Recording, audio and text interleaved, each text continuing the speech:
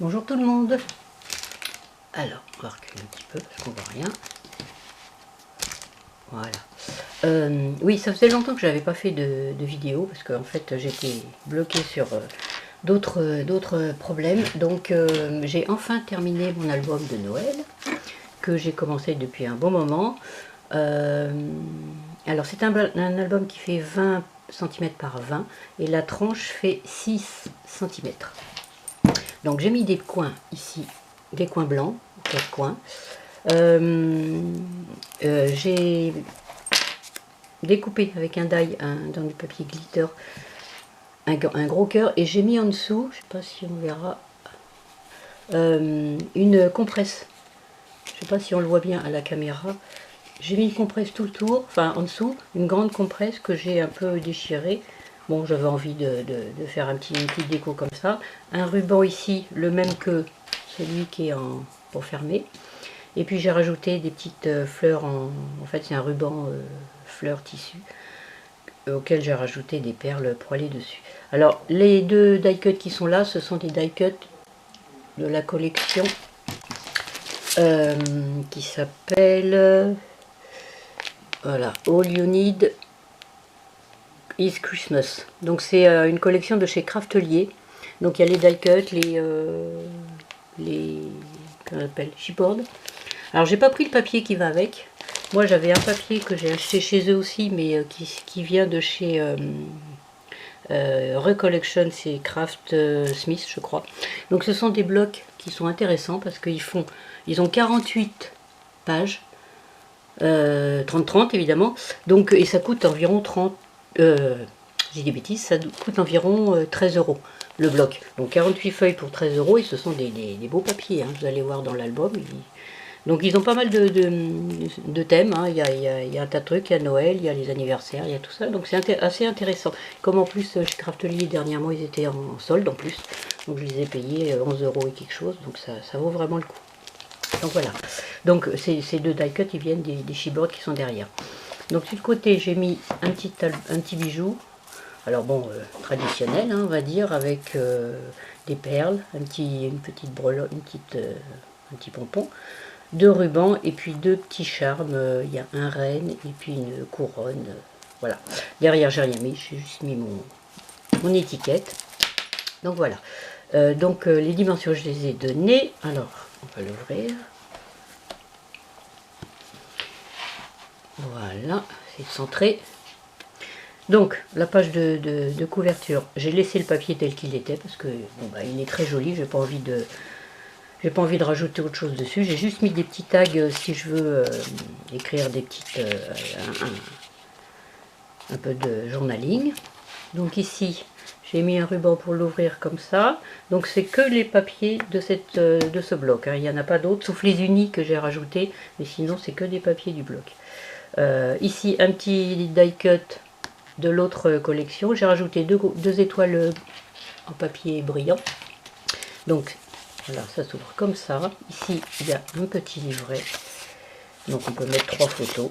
On peut mettre une photo ici ou 2 selon les dimensions. On peut en rajouter une ici, comme ceci. Donc, dans la collection, dans le bloc, il y a des pages entières, 30-30, et il y a des étiquettes, enfin c'est comme les étiquettes mais des grandes qui font je sais plus, ça doit faire 10 ou 15 ou 16, je sais plus, ouais ça doit faire 16 par 16 qui rappellent les papiers, donc c'est sympa pour mettre sur des pages comme ça, sur des petites des rabats ou donc voilà. Ici on peut mettre oui ben, j'ai montré ici, donc j'ai fait 3 petits rabats de tailles différentes pour remettre les photos. Donc on peut en mettre là aussi. Moi j'ai mis des décorations. On peut en mettre là, on peut en mettre là, on peut en mettre là. Voilà. J'ai pas compté le nombre de photos qu'on peut mettre. Hein. Honnêtement, j'ai pas regardé. Ici ce sont des petits. J'ai mis un gros ruban pour fermer. J'avais envie. J'ai rajouté des boules de Noël qui sont dans les chipboards parce que là c'est un papier avec des boules. Donc je trouvais que ça, puis en plus c'était la bonne dimension. Donc voilà. Petite fantaisie. Donc ça s'ouvre comme ça. Ici c'est tout simple, donc ici on peut glisser quelque chose. J'ai rajouté une petite décoration. Ici il y a des emplacements photos, donc on peut en mettre là, on peut en mettre là, ici. Ensuite, Ici c'est encore un carré comme je disais tout à l'heure. Donc moi je m'en suis beaucoup servi pour les pages de rabat. Parce que j'aime bien faire des albums où quand on ouvre la page, on voit pas les photos. On les voit que quand on ouvre. Donc ici ça s'ouvre comme ça. Et là ça s'ouvre comme ça. Voilà. Donc j'ai laissé la place exprès pour mettre des photos. Le but c'est quand même de mettre pas mal de photos. Alors s'il y a trop de rabat, de trucs, on peut plus mettre beaucoup. Voilà. Ici c'est juste un petit rabat avec un ruban tout simple. Avec une place en haut pour mettre une photo.